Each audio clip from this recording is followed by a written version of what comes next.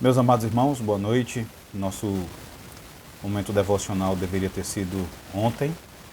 Infelizmente nós não pudemos fazê-lo ontem em virtude de problemas com a nossa conexão, com a nossa internet, mas pela providência de Deus, pela bondade de Deus, a gente pode então voltar àquela passagem de Mateus capítulo 6, que nós iniciamos na semana passada, e podemos então concluir a nossa exposição desse texto. Peço então que você abra a sua Bíblia no Evangelho de Mateus, no capítulo 6. E na semana passada, a gente concentrou a nossa atenção no trecho que vai do verso 25 até o verso de número 30. Hoje, eu quero ler com vocês o trecho que vai do verso 31 até o verso de número 34. Então, abra lá a sua Bíblia, tá bom?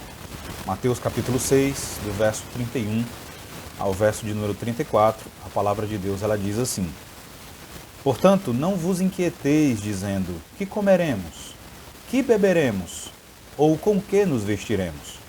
Porque os gentios é que procuram todas estas coisas, pois vosso Pai Celeste sabe que necessitais de todas elas. Buscai, pois, em primeiro lugar, o seu reino e a sua justiça, e todas estas coisas vos serão acrescentadas. Portanto, não vos inquieteis com o dia de amanhã, pois o amanhã trará os seus cuidados. Basta ao dia o seu próprio mal. Amém. Vamos orar.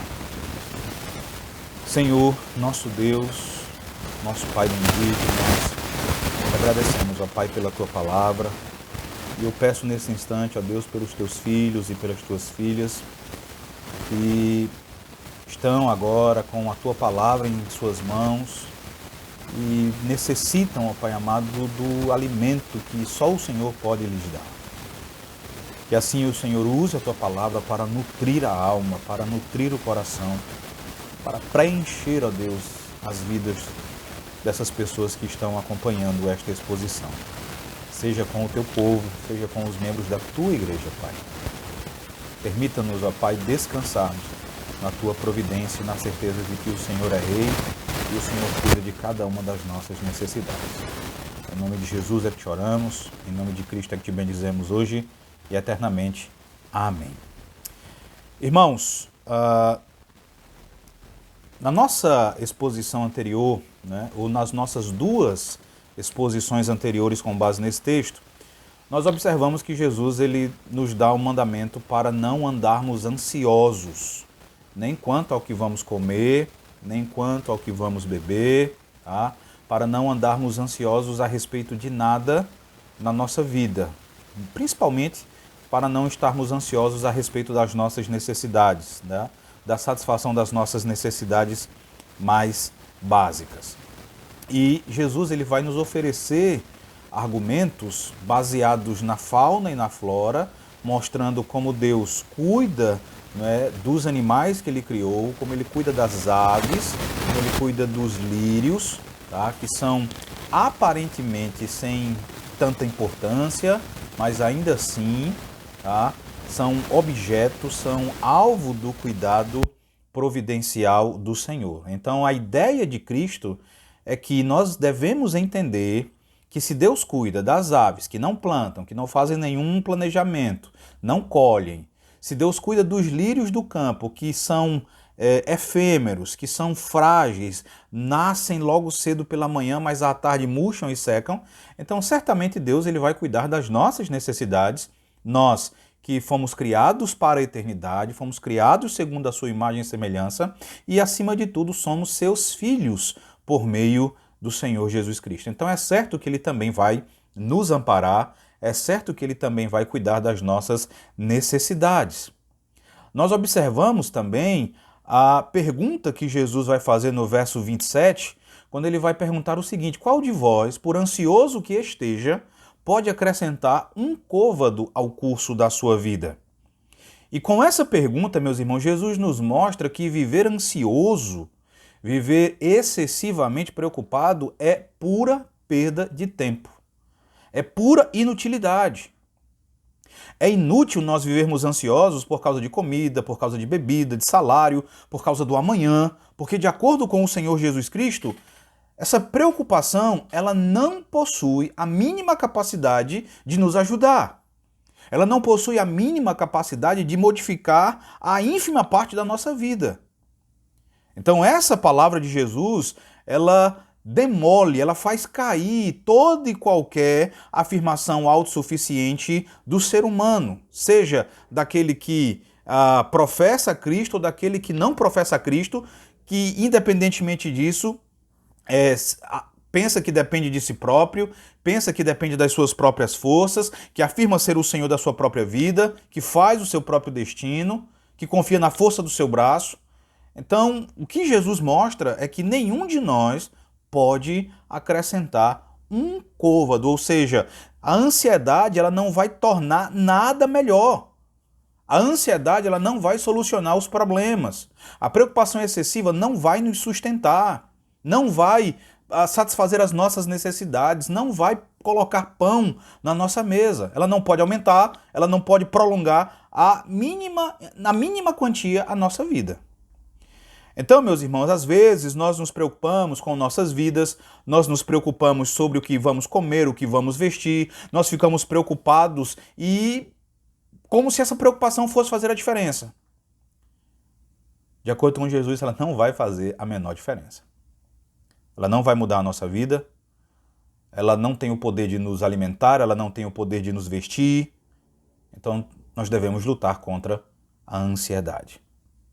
Obviamente, isso não quer dizer que você não precisa se programar ou se planejar para o futuro ou para satisfazer as suas necessidades básicas. Nós temos visto que existe uma preocupação que é normal, existe uma preocupação que é boa, uma preocupação que é louvável, tá? É bom ser previdente, é bom programar-se, mas o que Jesus tem em mente aqui é aquela preocupação maléfica que perturba o sono, que rouba a paz, que rouba a alegria da vida e que nada mais é do que expressão de incredulidade a respeito do cuidado paternal de Deus.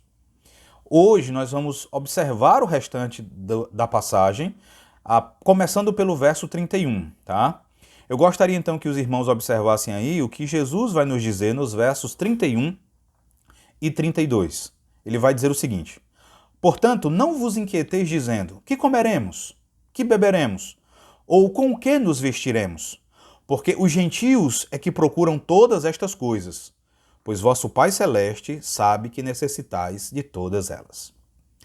Irmãos, aqui no verso 31, nós temos basicamente uma repetição de tudo que Jesus Cristo disse até o verso 30. A única diferença é que entre o que Jesus disse anteriormente e o que ele afirma agora, ele advertiu os seus discípulos contra a preocupação abrigada no coração. Tá? Ele vai fazer isso nos versos anteriores. Aqui, ele vai proibir não apenas essa preocupação abrigada no coração, mas Jesus vai nos advertir a nem mesmo expressarmos verbalmente qualquer coisa que demonstre ansiedade quanto à comida, bebida, roupa, futuro e etc. Tá?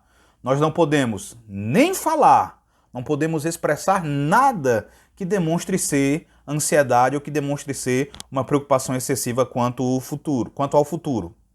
E em adição a isso, Jesus vai dar uma nova razão. Então, a razão dada por ele anteriormente é: Deus vai cuidar de vocês.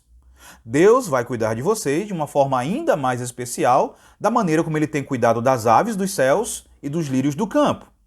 Aqui no verso de número 32, ele vai apresentar outra razão. Então ele vai mostrar outro argumento por que você não pode andar ansioso, excessivamente preocupado, inquieto, desassossegado quanto à vida.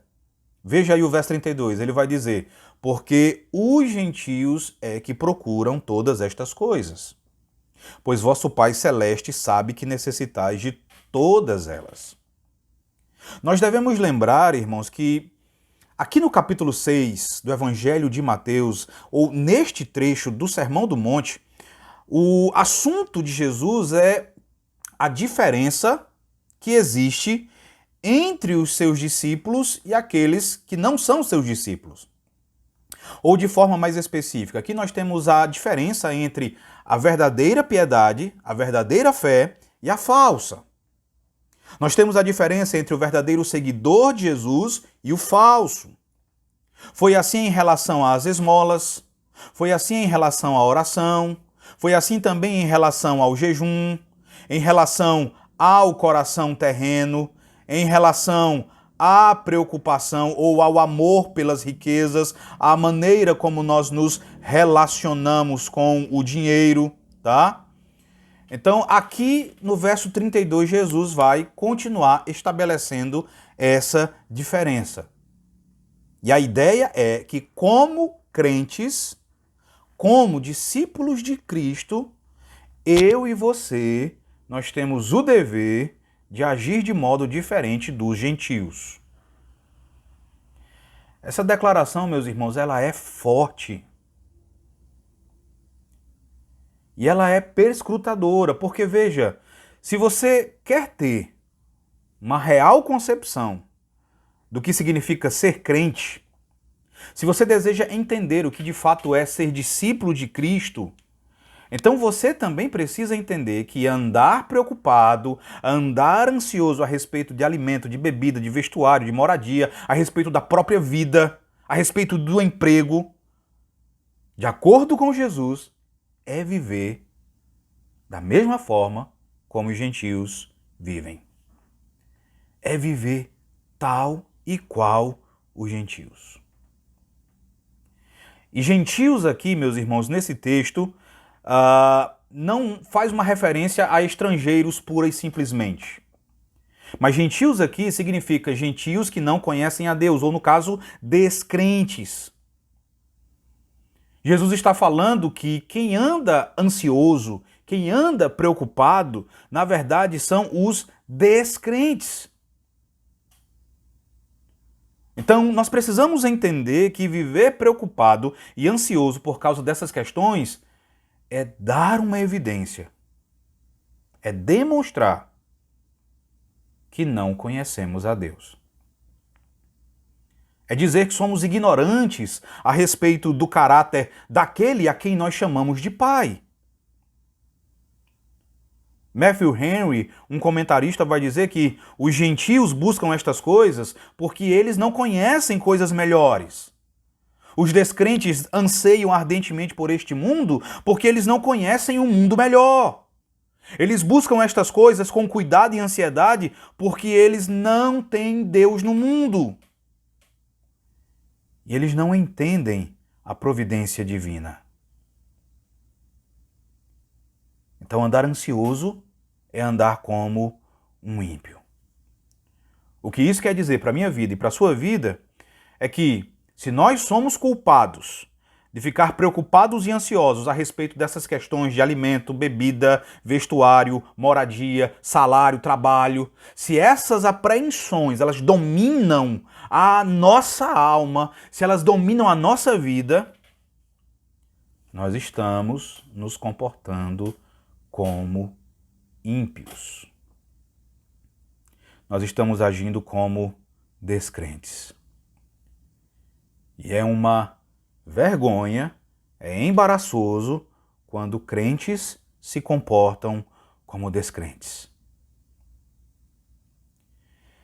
E infelizmente, meus irmãos, hoje em dia há um grande número de pessoas que se dizem crentes, mas vivem dessa forma. O pastor Martin Lloyd-Jones vai dizer que hoje em dia existe um avantajado número de pessoas que poderiam ser descritas como crentes mundanos. Porque se conversarmos com essas pessoas a respeito da salvação da alma, descobriremos que elas até têm ideias corretas a respeito, mas se você conversar com elas a respeito da vida em geral, você vai perceber que elas não passam de pessoas mundanas. O pastor Lloyd-Jones ele vai dizer exatamente o seguinte: elas vivem preocupadas com alimento e bebida, e estão sempre falando acerca de riquezas materiais, de vantagens financeiras, de suas diversas possessões. Essas coisas, na realidade, controlam essas pessoas. Essas são as coisas que as tornam felizes ou infelizes, e elas não cessam de pensar ou falar em tais coisas. Então, será que, de repente, eu e você não somos culpados de andar ou de viver dessa forma, a despeito da nossa profissão de fé, a respeito das muitas vezes que dizemos confiar em Deus, dizemos crer que Deus está no trono, reinando, será que nós não somos culpados de estar agindo como pessoas incrédulas? Estar vivendo como pessoas ímpias neste aspecto? Não é que você anda por aí fazendo maldades ou praticando pecados escabrosos, escandalosos.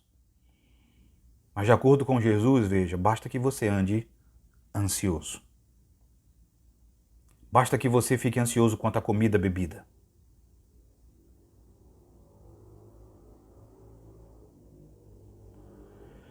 Olha novamente para o verso 32. E você pode dar uma olhada nesse verbo procuram. Esse verbo, no nosso texto, ele está traduzido de uma forma simples, que não nos permite, infelizmente, captar o seu significado por completo. Porque aqui no verso 32, Jesus não está falando simplesmente, ele não está falando de uma simples busca, de uma simples procura. O sentido real da palavra usada aqui fala de alguém que procura desesperadamente. Fala de alguém que procura apaixonadamente, intensamente, que vive para isso, que não pode fazer outra coisa. E aí você já pode entender qual é o real problema, qual é o real pecado de alguém que vive ansioso quanto à comida, bebida, roupas e pela própria vida. A ideia é que a ansiedade, ela possui uma estreita ligação com a ambição. Essa procura desesperada, ela tem um aspecto de ambição. E o remédio para esse tipo de coisa, meus irmãos, é nós termos a certeza de que o nosso Pai Celestial, ele tem pleno e perfeito conhecimento de todas as nossas reais necessidades. É o que Jesus diz no verso 32, observe, pois o vosso Pai Celeste, ele sabe que necessitais de todas elas. Ele sabe quais são as nossas necessidades e nós sabemos que ele sabe. Nós sabemos que ele conhece. E nós descansamos nisso. Irmãos, como o verdadeiro crente é diferente do descrente. Deus se revela a ele em Jesus Cristo. Essa revelação assegura ao crente que o seu Pai Celestial proverá, providenciará para as suas necessidades. O crente tem conhecimento disso. E ele pode descansar porque ele conhece algo que é melhor do que comida, que é melhor do que bebida, é melhor do que roupa. Ele conhece alguém que é melhor do que a própria vida. Lembra do salmista? No Salmo 63, no verso 3? Pois a tua graça é melhor do que a vida. O verdadeiro crente, irmãos, conhece a Deus. E isso é melhor do que qualquer coisa dessa vida. Então nós jamais estaremos, por um momento sequer, sozinhos ou entregues ao acaso e à própria sorte. Por essa razão, meus amados irmãos, nós devemos agir como crentes, devemos honrar o nome que carregamos e professamos. A partir do momento que passamos a viver esta verdade, nós estamos livres para nos dedicarmos àquela que é a nossa maior e mais importante prioridade.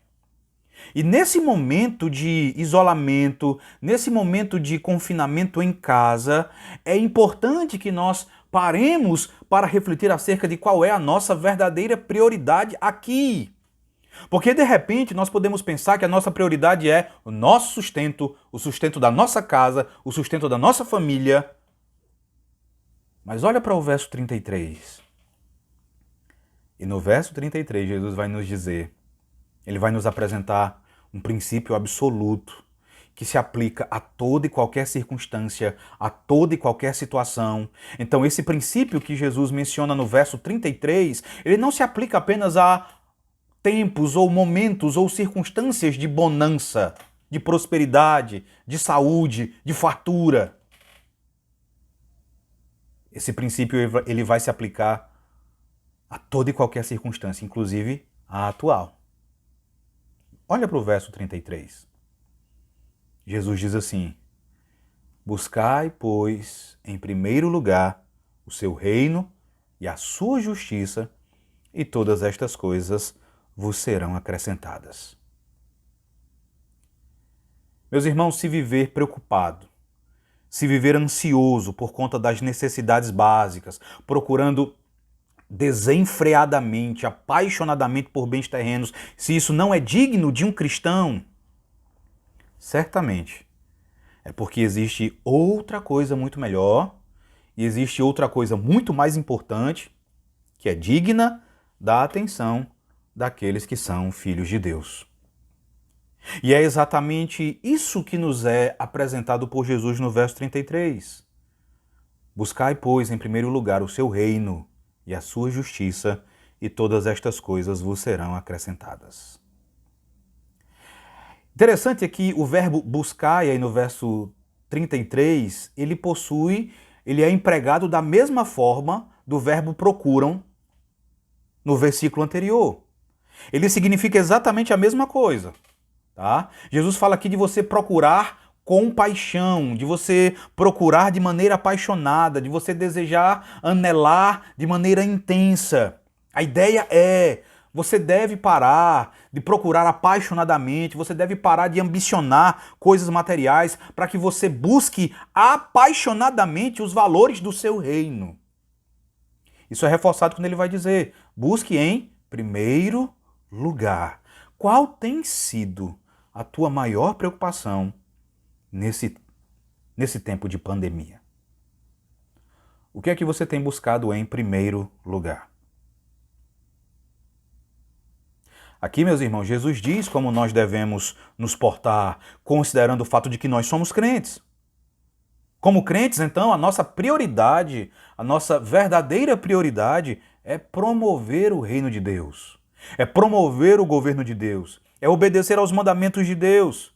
A prioridade daquele que realmente é crente é que cada setor de sua vida, incluindo o seu lar, o seu casamento, a sua família, a sua moralidade pessoal, a sua vida profissional, a sua vida ética, comercial, o seu saldo bancário, o seu imposto de renda, o seu estilo de vida e cidadania, todas essas coisas sejam submetidas ao senhorio de Jesus Cristo. Tudo diz Jesus aqui, tudo deve servir à promoção do reino de Deus. Tudo deve ser submetido inteiramente, prazerosamente a Cristo. Meus irmãos, depois esse desejo vai ser manifestado em nosso ambiente. Ele vai passar da nossa vida individual para a nossa relação com o nosso meio, com a aceitação da nossa responsabilidade evangelística para com os nossos parentes, os nossos amigos, os nossos colegas, vizinhos. Infelizmente, esse mandamento que nos é aqui apresentado por Jesus, mais do que nunca, ele tem sido desconsiderado. Mais do que nunca, esse mandamento tem sido negligenciado pela atual cristandade. Porque os valores do reino de Deus e de sua justiça não são procurados, em primeiro lugar, por muitos que se dizem crentes. E, infelizmente, muitos que se dizem crentes procuram, em primeiro lugar, por outras coisas. Pelo seu sucesso acadêmico, pelo seu sucesso profissional. E, infelizmente, muitos que se dizem crentes possuem outras prioridades. Olhemos para a nova geração de cristãos, para essa geração pós-moderna. Meus irmãos, um verdadeiro crente, quando ele percebe um mau desejo se abrigando no seu coração, ele suplica a misericórdia de Deus e tenta, pelo poder do Espírito Santo, mortificar esse pecado, mortificar esse desejo.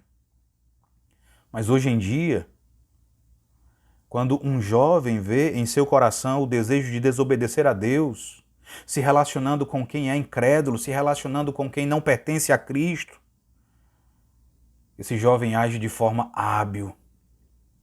Ele inventa as mais engenhosas justificativas e até age com rebeldia. Santidade é uma palavra sem efeito prático na vida de muita gente. Conceitos como pureza, consagração, piedade, vida de retidão, não são considerados por muitos. Meus irmãos, as coisas não devem ser assim. Existe algo, de acordo com Jesus, que deve ser a prioridade da nossa vida.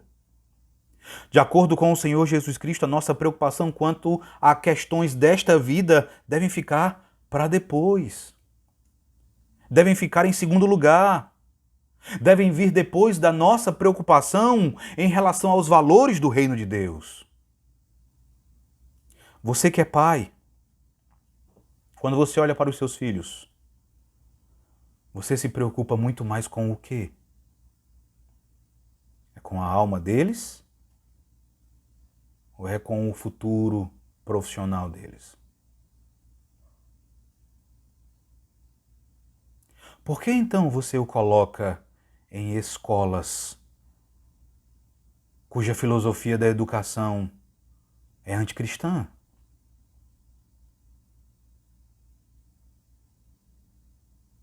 Por que você o coloca em escolas que, a despeito do nome que possuem na sociedade, são anticristãs em seus valores? Você que é pai, você deve se preocupar muito mais com a alma, com a vida espiritual do seu filho, do que com a escola, do que com o Enem, do que com concursos, empregos, do que com bons salários. E você que é filho, você deve se preocupar muito mais em obedecer a Deus do que em satisfazer certos desejos que você traz no coração. Desejos que devem ser mortificados. Mas Deus, em sua bondade, meus irmãos, Ele tanto nos ordena buscarmos em primeiro lugar o seu reino e a sua justiça, como também Ele adiciona uma maravilhosa promessa no final do verso 33. Observe. E todas estas coisas vos serão acrescentadas. Observe bem o que o verso diz, tá? Esse verso ele é deturpado por muita gente. Muita gente lê o verso 33 como se aqui Jesus estivesse dizendo assim: buscai, pois, em primeiro lugar o seu reino e a sua justiça, e todas as outras coisas vos serão acrescentadas. E a partir daí, elas entendem que aqui Cristo está prometendo que quando você se preocupar com o reino de Deus, com a sua justiça, então tudo aquilo que você desejar, né, as outras coisas que você desejar, elas serão dadas a você por Deus, e não é isso que o texto diz. Veja como Jesus fala de algo bem específico, que todas estas coisas. Esse pronome demonstrativo estas faz referência ao que ele vem tratando nos versos anteriores. Comida, bebida, vestuário. A ideia é: Deus, o teu Pai, Ele satisfará, Ele proverá para as tuas necessidades. Ele quer que você se preocupe em primeiro lugar com o seu reino e a sua justiça. Não se preocupe com as suas necessidades mais básicas. Preocupe-se com o reino de Deus, preocupe-se com a justiça, e Deus vai acrescentar, Ele vai satisfazer as tuas necessidades. Ele não vai deixar você passar fome, Ele não vai desamparar você. O Filho de Deus, ele coloca bem no centro da sua vida a pessoa de Deus, a glória de Deus, a vinda do reino de Deus. E a pessoa que faz isso poderá ter a certeza, poderá contar com a promessa feita pelo próprio Senhor, por intermédio dos lábios de seu Filho, de que as suas necessidades, elas serão satisfeitas. Aqui Jesus não promete prosperidade financeira. Ele não promete vida regalada. O que ele promete aqui é comida, bebida, vestuário e tudo aquilo que é realmente indispensável para que vivamos servindo a Deus. A gente precisa crer mais nisso. A gente precisa crer mais naquilo que a gente diz crer. Olha o verso 34. No verso 34, Jesus conclui o seu ensinamento dizendo: portanto, não vos inquieteis com o dia de amanhã, pois o amanhã trará os seus cuidados. Basta ao dia o seu próprio mal. Meus irmãos, esse verso é a conclusão de tudo que Jesus vem ensinando desde o verso 19. Quando ele começou ali a falar sobre o bom tesouro, né, tesouros terrenos, tesouros celestiais, olhos bons, olhos maus. Então, tudo que Jesus começou a ensinar ali, ele vai concluir agora aqui no verso 34. E como eu já mencionei nas exposições anteriores, do verso 25 para cá, em 3 ocasiões, Jesus vai ordenar que não andemos ansiosos por nada, ou que não nos inquietemos por nada. Ele faz isso no verso 25, ele fez isso no verso 31 e ele faz novamente aqui no verso 34. Nós não devemos nos inquietar por comida ou bebida, não devemos nos inquietar por causa da nossa vida e não devemos andar ansiosos por causa do dia de amanhã. Então, por nada. Você não deve andar ansioso acerca de acumular bens terrenos, tesouros terrenos. Você não pode ficar inquieto em relação a essas coisas, de tal modo que o seu coração repouse naquilo que é passageiro, de modo que o seu coração não repouse naquilo que é efêmero.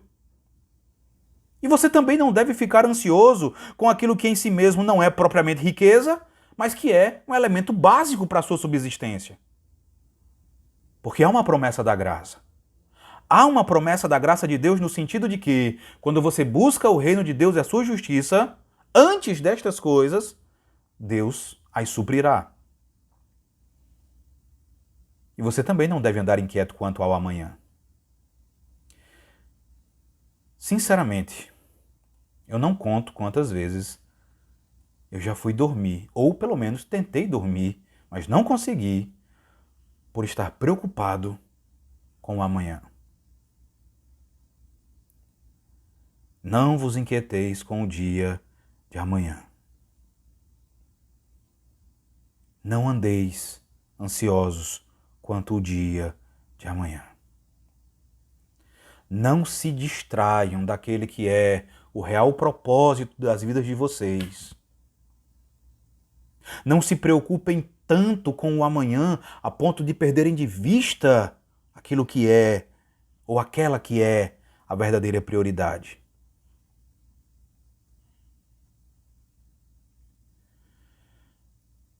Então, meus irmãos, não devemos, em hipótese alguma, nos tornarmos ansiosos, distraídos do presente, excessivamente preocupados com o dia de amanhã.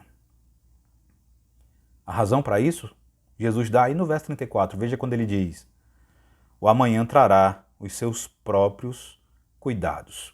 Que cuidados são esses? Essa palavra cuidados, ela é bem interessante. Ela é a mesma palavra para inquieteis e ansiosos que Jesus usa nos versos anteriores.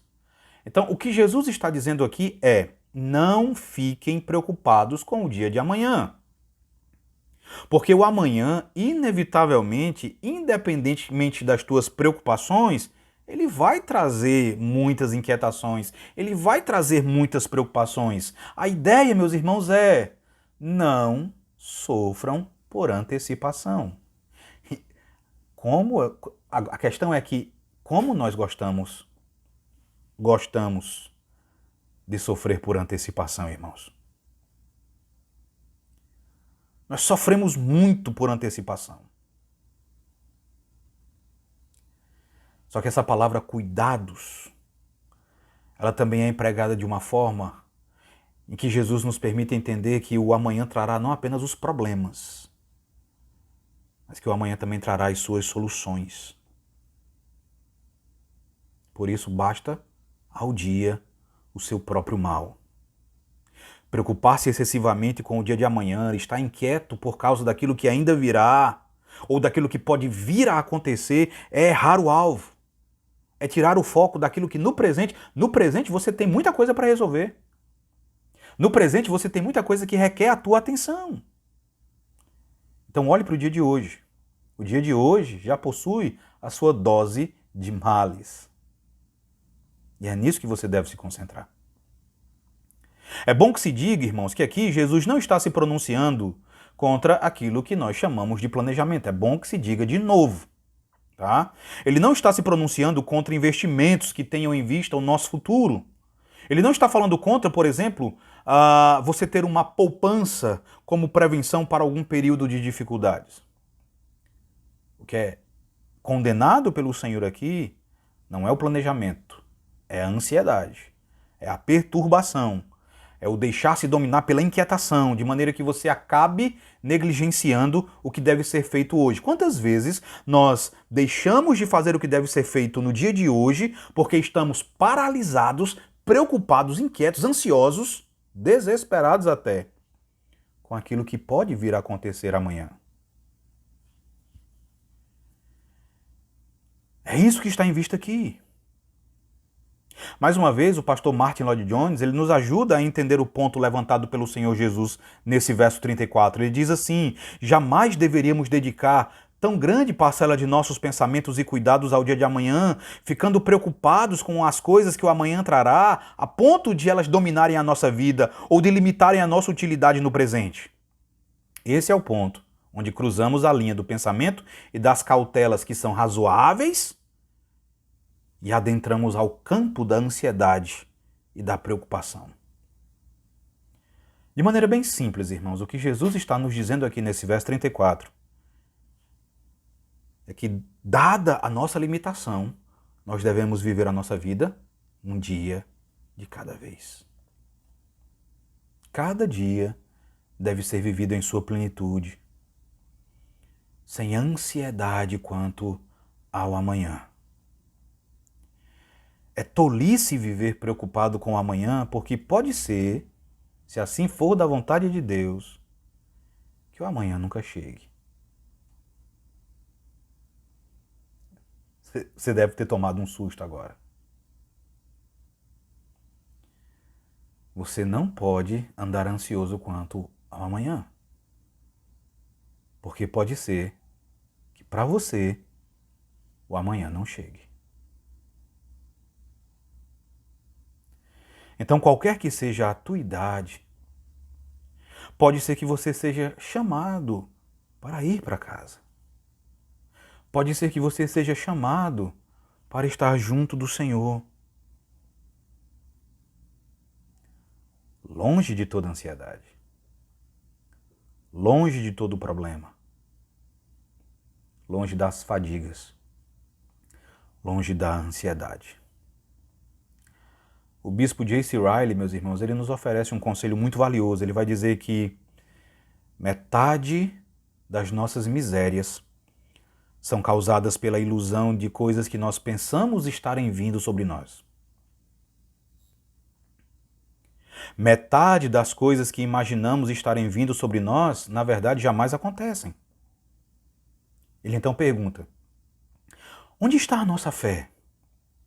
Onde está a confiança que temos nas palavras de nosso Salvador? Onde está a nossa confiança? Lembre do que Jesus disse anteriormente. O nosso Pai Celestial já conhece todas as nossas necessidades. Não adiantaria muita coisa você conhecer o que o amanhã trará a você. Porque o fato de você poder conhecer o futuro não significaria que você teria poder para resolver essas coisas.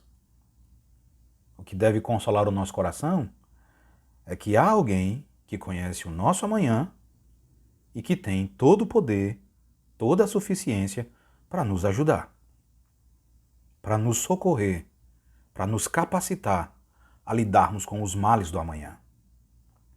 É aquele que conhece todas as nossas necessidades. Em Jesus Cristo nós temos um suprimento de graça para os males que o dia de hoje traz consigo e teremos também um suprimento de graça para os males que o amanhã trará. O suprimento de hoje, meus irmãos, ele deve ser utilizado com os males do dia de hoje. E se amanhã novos problemas surgirem, se amanhã um novo infortúnio aparecer, Cristo nos dará uma nova medida de graça para nos ajudar. Basta ao dia o seu próprio mal.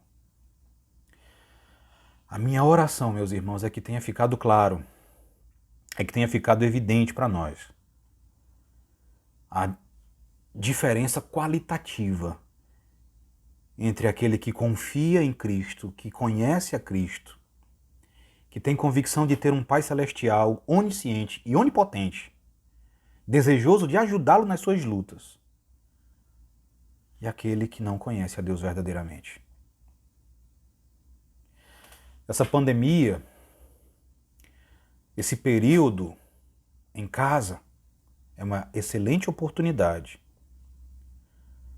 para praticarmos a piedade, para demonstrarmos que a nossa fé não é mera matéria de afirmação,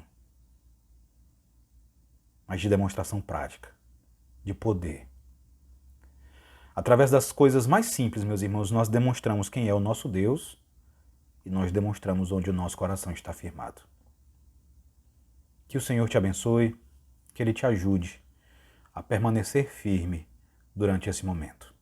Que Ele te ajude na luta, de repente, contra a ansiedade. Vamos orar? Senhor nosso Deus, nosso Pai bendito, nós só podemos suplicar como os teus discípulos, como os discípulos de teu Filho, ó Deus, em certa ocasião. Nós só podemos pedir, Senhor, aumenta-nos a fé. Aumente a nossa fé, Senhor. Conceda-nos condições de realmente, ó Deus, vivermos de acordo com o que diz a Tua palavra nesta passagem. Dá-nos, ó Deus, força para lutarmos contra a ansiedade. É o que te pedimos. Em nome de Teu Filho Jesus Cristo. Amém. Que o Senhor abençoe cada um de vocês, meus irmãos. Que o Senhor abençoe o vosso lar, que o Senhor abençoe a vossa família, que o Senhor abençoe todos aqueles que sofrem ou por estarem enfermos ou por estarem passando por privações durante esse período. Que o Deus da providência abençoe a vida de cada um de vocês. Amém.